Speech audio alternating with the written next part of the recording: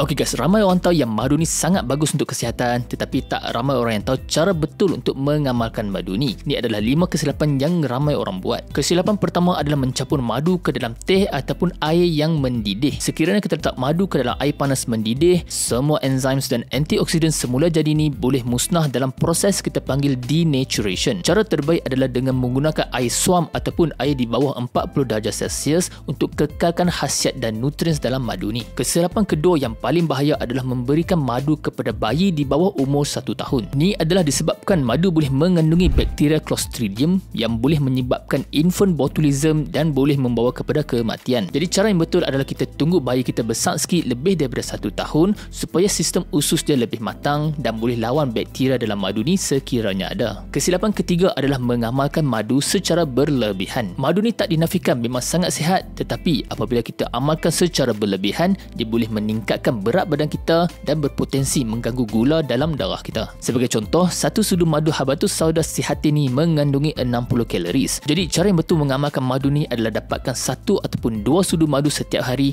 pun dah cukup untuk dapat manfaat maksimum daripada madu. Dan kesilapan yang keempat yang ramai orang buat adalah menyimpan madu di dalam peti sejuk. Ramai orang simpan madu di dalam peti sejuk ni, termasuk saya sebelum ni, sebab kita takut madu ni cepat rosak. Sebenarnya shelf life untuk madu ni agak lama, sekitar 2 tahun. Apabila madu ni disimpan di dalam peti sejuk, madu ni akan jadi sangat pekat dan susah nak guna. Jadi cara yang betul untuk simpan madu ni adalah di tempat yang kering, suhu bilik dan jauh daripada cahaya matahari. Dan kesilapan yang kelima adalah menggunakan sudu besi untuk mengambil madu ni. Ramai orang cakap yang besi ni boleh merosakkan khasiat di dalam madu ni melalui reaksi oksidik. Tapi banyak kajian menunjukkan yang ni hanya mitos semata-mata. Tetapi kalau anda masih nak play safe, anda boleh guna sudu kayu ataupun plastik untuk mengambil madu ni. Jadi guys, kalau anda nak cuba madu yang 100% original dan diambil daripada lebah-lebah yang menghisap nektar daripada bunga habatus sauda, anda boleh cuba madu habatus sauda daripada Sihati, confirm original dan tiada campuran.